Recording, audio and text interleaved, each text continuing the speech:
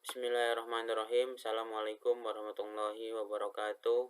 Perkenalkan, nama saya Ahmad Fauzan. Saya mahasiswa Hukum Ekonomi Syariah Sekolah Tinggi Agama Islam Darut Tauhid dengan nomor induk mahasiswa 1120230005. Dalam video ini saya akan menjelaskan terkait mazhab-mazhab ilmu hukum. Mazhab-mazhab ilmu hukum ini adalah salah satu mata kuliah dari pengantar ilmu hukum yang diampu oleh Bapak Senki Nur Rahmadi SHMH. Baik rekan-rekan sekalian, kita langsung saja ke pembahasan yang pertama, yaitu pengertian mazhab ilmu hukum. Mazhab ilmu hukum juga bisa disebut sebagai aliran hukum. Hukum adalah sesuatu yang sangat kompleks karena ada begitu banyak mazhab atau aliran yang berbeda-beda. Setiap aliran menjabarkan pemikiran para ahli hukum sesuai dengan zamannya masing-masing. Suatu pemikiran bisa jadi sudah tidak sesuai dengan perkembangan zaman, namun pemikiran yang lama tersebut tetap menjadi buah karya yang berharga untuk dikaji ulang terus-menerus, dan boleh jadi suatu saat nanti pemikiran tersebut akan kembali hadir dalam suatu bentuk yang baru. Selanjutnya, macam-macam mazhab ilmu hukum. Yang pertama ada hukum alam. Hukum alam atau alam yang dihukum. Yang pertama adalah hukum alam. Hukum alam menurut Profesor Dr. Abdullah Sulaiman SHMH, hukum alam adalah hukum yang berlaku abadi, berlaku dimanapun, pada zaman apapun, yang norma-normanya berasal dari Tuhan yang Maha Adil dari rasio manusia.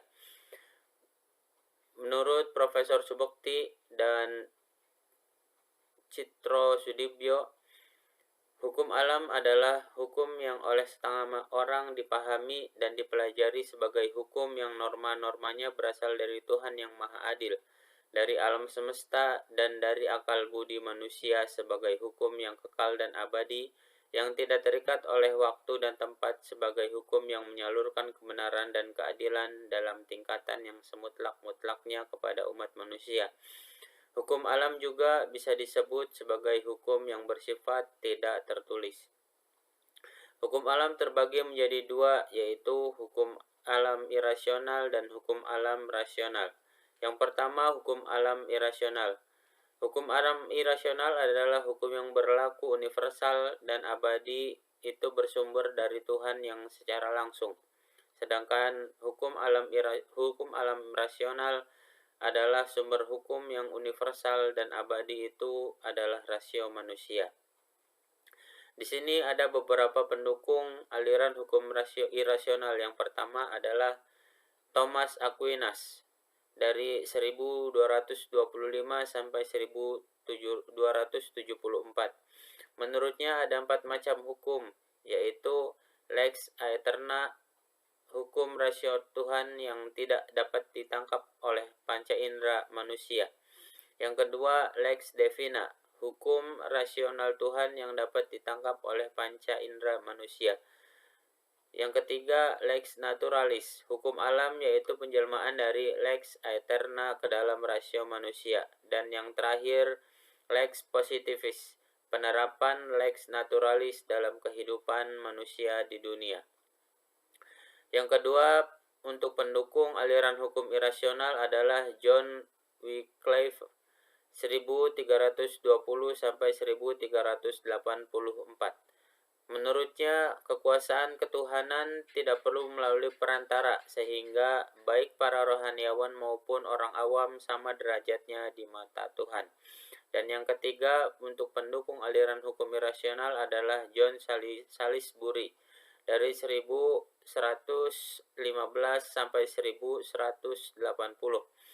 Menurutnya, jika masing-masing penduduk bekerja untuk kepentingan sendiri, kepentingan masyarakat akan terpenuhi dengan sebaik-baiknya.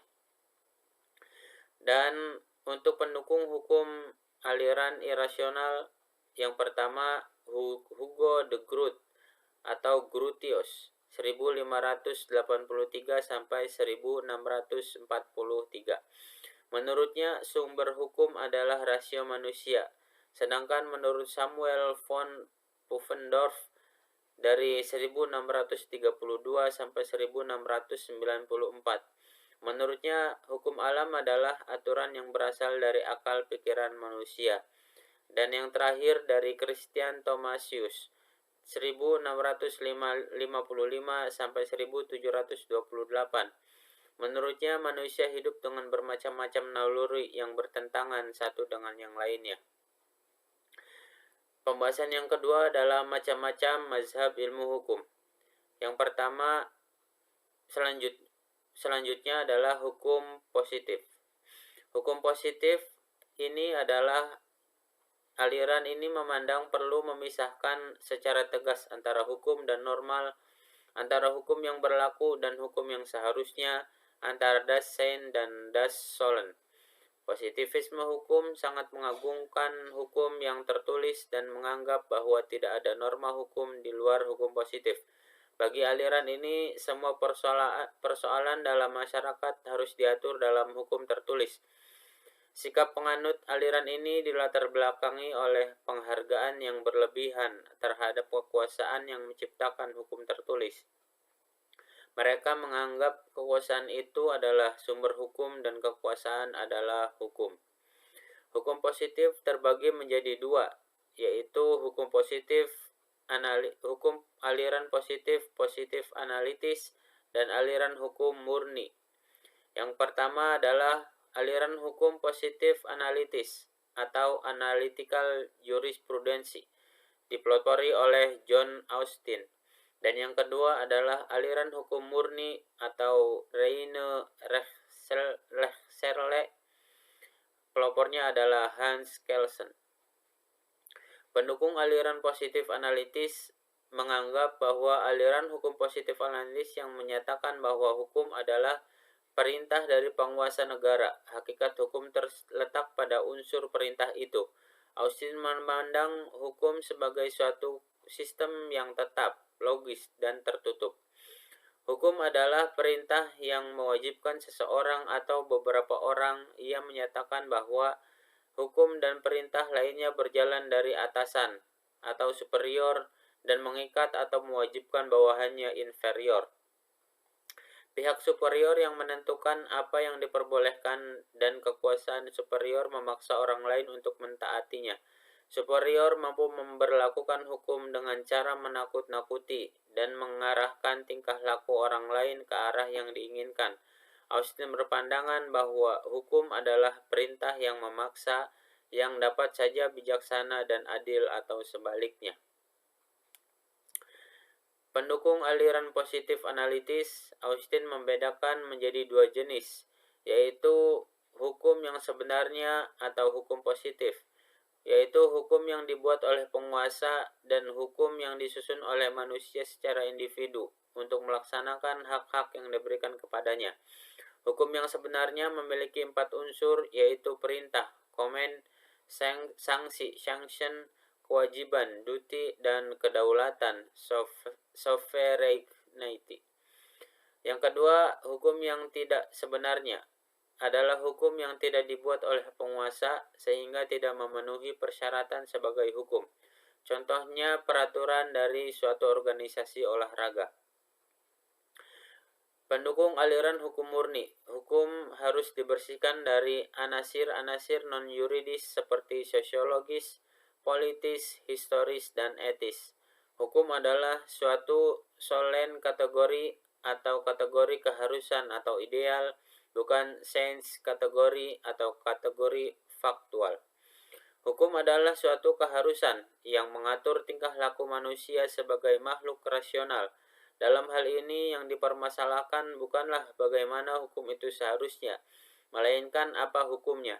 Meskipun hukum itu solen kategori, namun yang digunakan adalah hukum positif, ius constitutum, bukan hukum yang dicita-citakan, ius constituentum.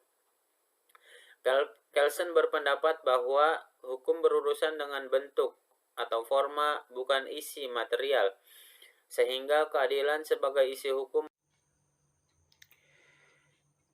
Kelsen berpendapat bahwa hukum berurusan dengan bentuk atau forma, bukan isi atau material, sehingga keadilan sebagai isi hukum berada di luar hukum. Hukum bisa saja tidak adil, namun hukum tetaplah hukum karena dikeluarkan oleh penguasa. Ia juga berpendapat bahwa hukum positif pada kenyataannya dapat saja menjadi tidak efektif lagi. Hal ini bisa disebabkan karena kepentingan masyarakat yang diatur sudah tidak ada, sehingga penguasa tidak akan memaksakan penerapannya. Dan yang terakhir, pendukung aliran hukum utilitarianisme. Dikutip dari buku Utilitarianisme karya John Stuart Mill pada tahun 2020,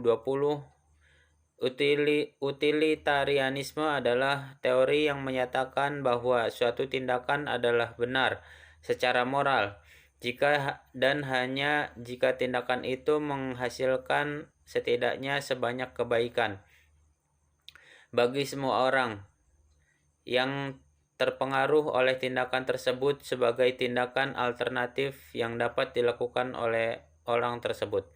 Bahwa utilitarianisme merupakan teori moral sebagaimana dikatakan Geoffrey Scher. Utilitarianisme bukanlah persoalan filsafat, tetapi merupakan pendekatan problematis terhadap filsafat moral yang selalu menarik bahkan mereka yang gigih menjadi pembela maupun mereka penentang yang gigih. Utilitarianisme menyatakan bahwa kita harus menjadi dunia sebaik kita bisa dengan membuat kehidupan, menjadikan dunia sebaik kita bisa dengan membuat kehidupan sebaik yang kita bisa.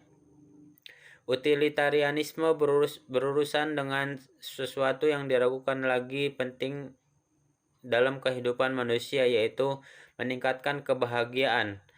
Menurut ahli teori modern kepuasan preferensi manusia, gagasan sentral utilitarianisme adalah bahwa moralitas dan politik harus terpusat berkaitan dengan peningkatan kebahagiaan. Demikian yang dapat saya sampaikan terkait mazhab ilmu hukum. Kurang lebihnya mohon maaf. Assalamualaikum warahmatullahi wabarakatuh.